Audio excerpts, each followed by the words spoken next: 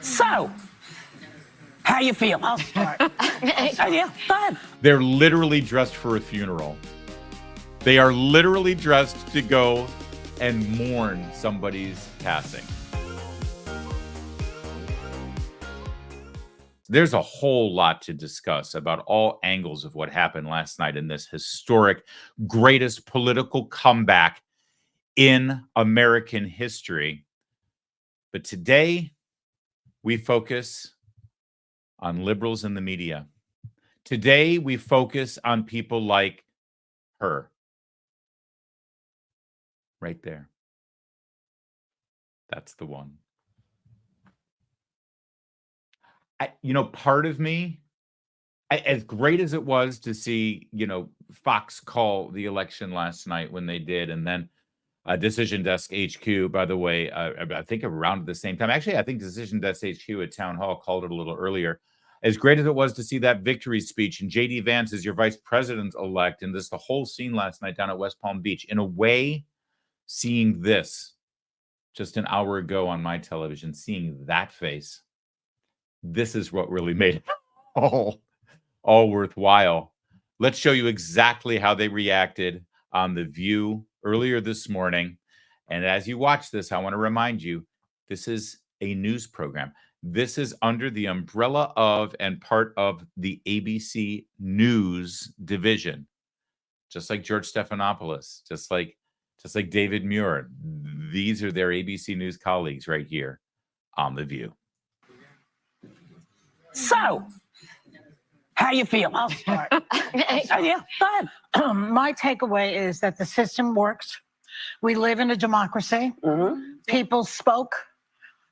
This is what people wanted. I vehemently disagree with the decision that Americans made, but I feel very, very hopeful that we have a democratic system in this country. We should value it. We should love it. We should protest if the situation arises that we need to protest, which I'm sure it will. And I've been through this before with Nixon. It's been very difficult, but boy, oh boy, do we have a country if we can keep it. Yeah. So, I'll give Joy Behar a little bit of credit here for actually being, I guess, the adult in the room and saying what should be said. Kamala Harris couldn't even bring herself to say that. Let's see if she does a little later today. But I do love a couple of things about this. First of all, hey, gang, it's cool to resist again. It's okay to protest. In fact, we're suddenly going to start hearing that the most patriotic and noble thing you can do in this country is protest your government when you disagree with it. Because I was getting a different message for the last 3.5 years from the powers that be, from people like her.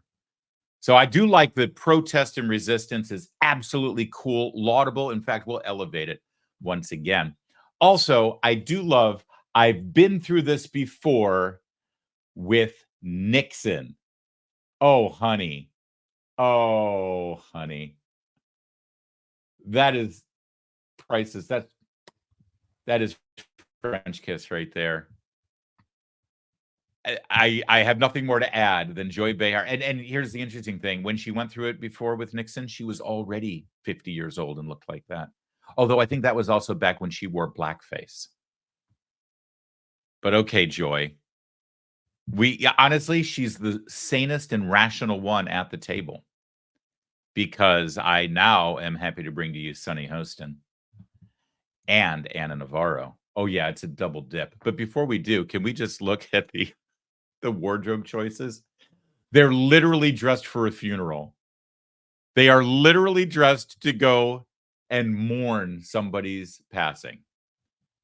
Because when you don't have religion in your life, politics becomes your religion.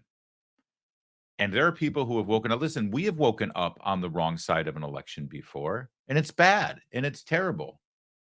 But we also have God as our North Star. And we know, we've read the book.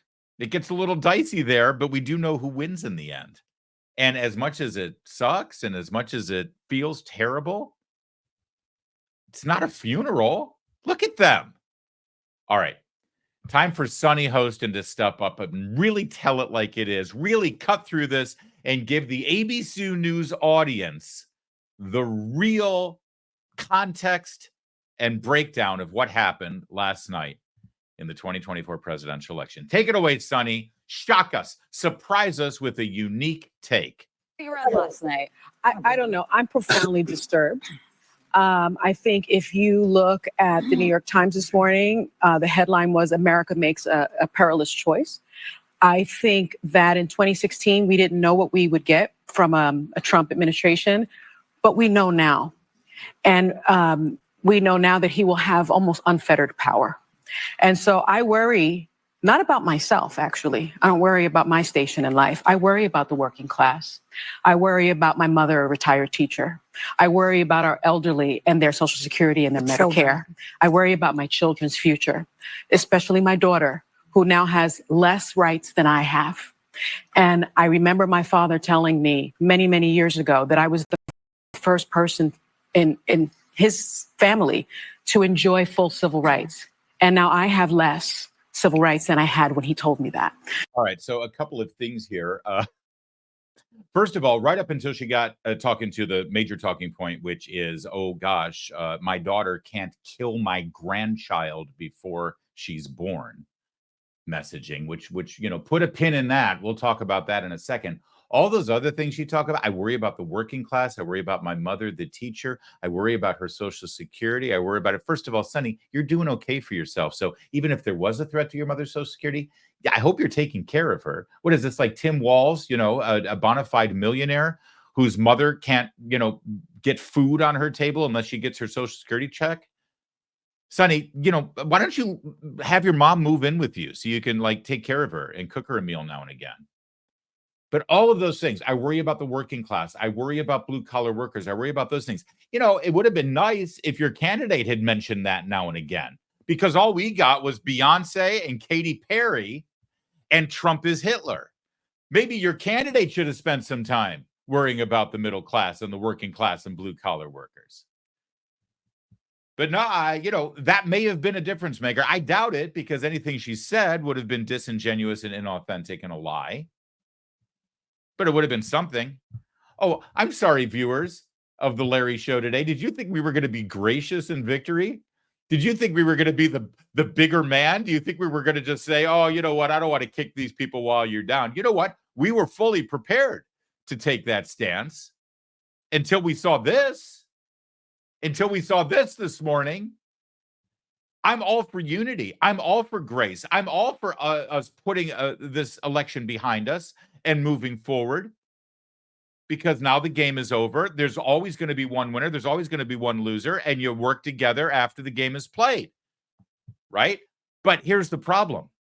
It's incumbent on the loser to take the lead in this. Kamala Harris still hasn't conceded this race. It's incumbent on the loser to step up and say, okay, I'm going to lead now, and I'm going to show all of the people who supported me how this is done. And instead we get this. So yeah, you bet your butt we're going to kick them while they're down, if this is how they're going to approach us. We will not disarm and we will not surrender until the victory is acknowledged. So yes, you're worried about the blue collar worker. You're worried about the working class. You're worried about the middle class. You should have been worried about them for the last 3.5 years when the president of the United States, Joe Biden, made their life miserable.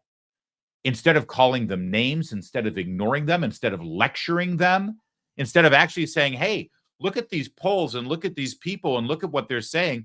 Maybe Donald Trump has a point. Maybe Donald Trump understands these voters and they're hearing something that we're not hearing. But instead, all Sonny Hostin did was, like Barack Obama, lecture black men in this country for not stepping up and doing what Sonny Hostin tells them they should do.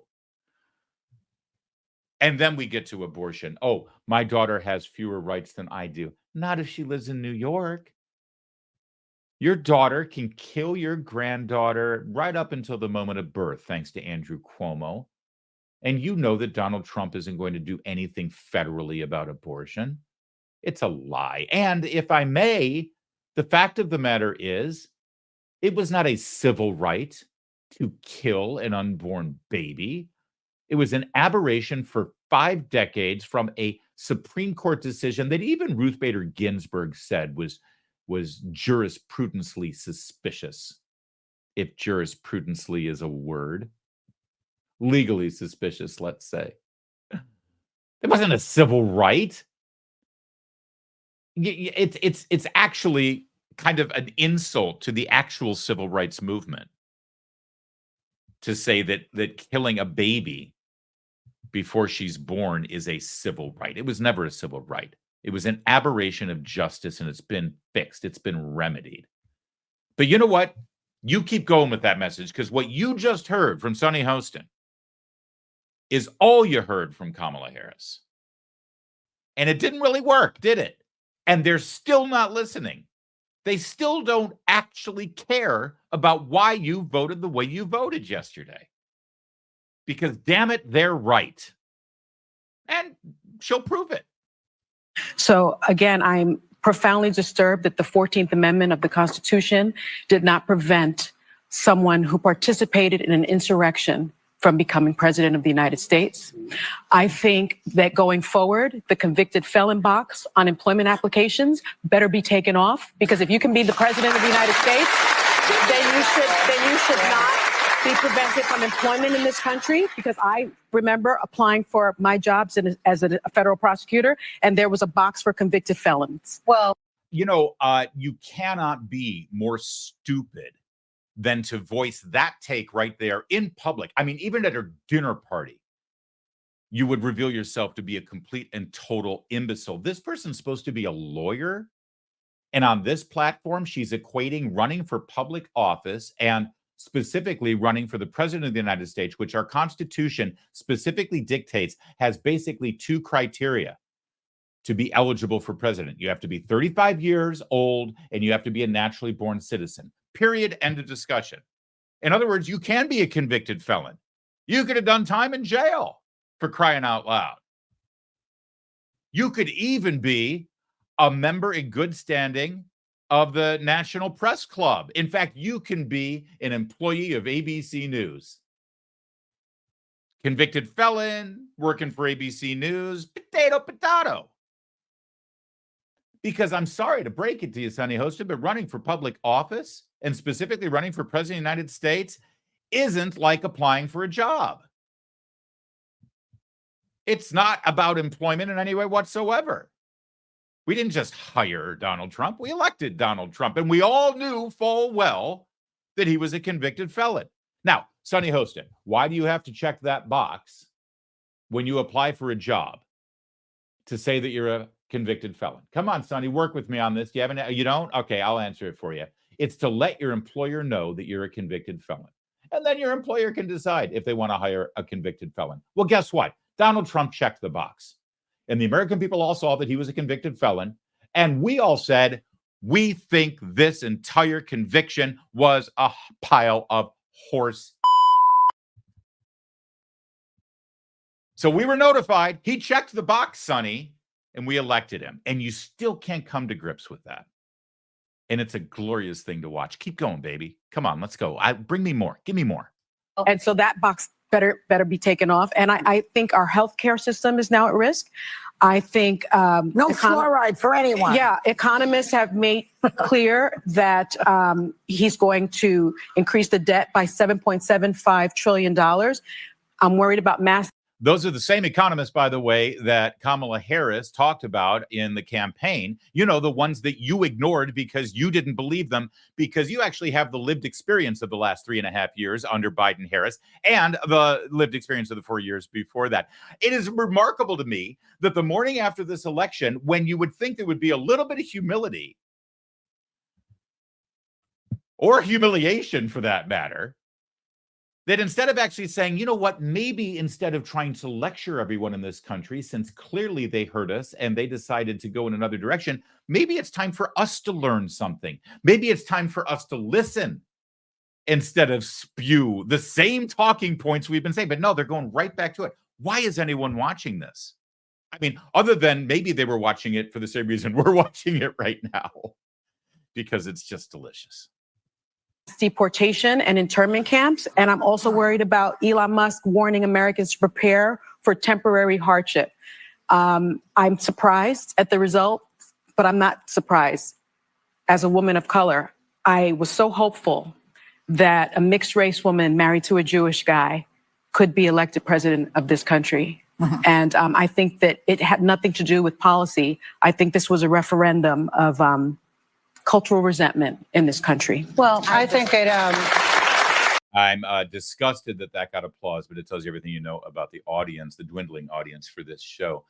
It's cultural resentment. It had nothing to do with policy. Well, she's right, halfway right. The Kamala Harris campaign had nothing to do with policy. It took her 3 months to actually put policies on her website. She didn't even know what her policies were. She was incoherent when asked and challenged about policies. And any policy that she did try to throw out there is a complete antithesis of the policies that she had 5 years ago when she ran for president the first time and lost in another humiliating fashion. So no, on the Kamala Harris side, it had nothing to do with policy. But Donald Trump, he actually ran on one of the most policy-rich agendas that I've seen in my adult life for somebody running for president. Oh, he's got policies, and you're about to see them enacted.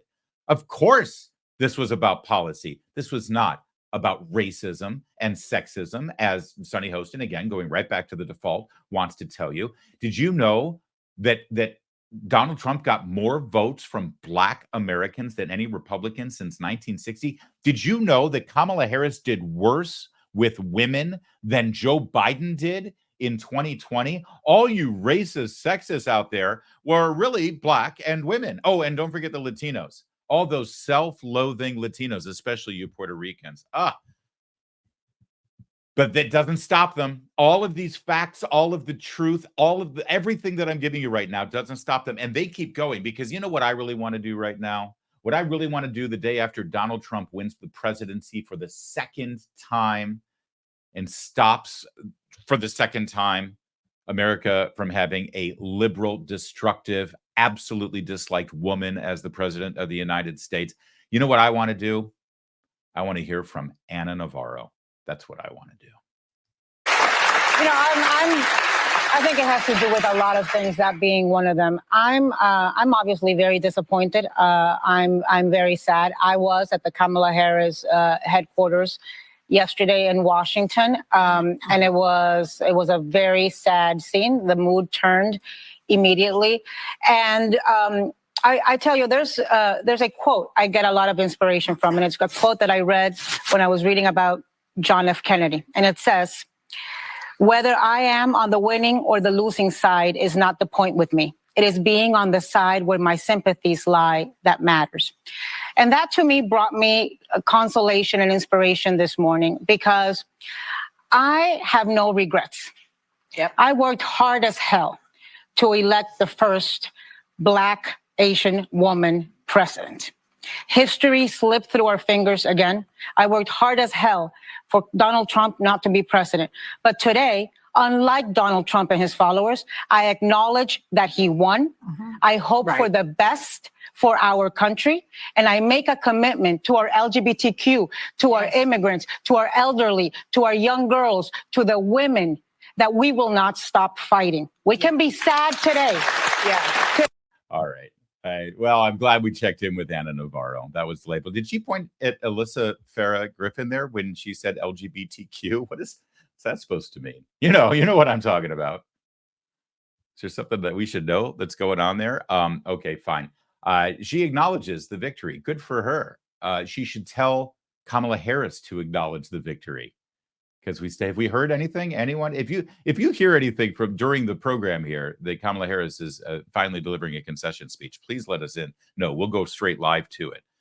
But no, still, in fact, I don't think Donald Trump has still gotten a phone call. As of last night, he did not. I had Corey Lewandowski, senior advisor to the Trump campaign, on my morning radio show. That's right. I've had 90 minutes of sleep.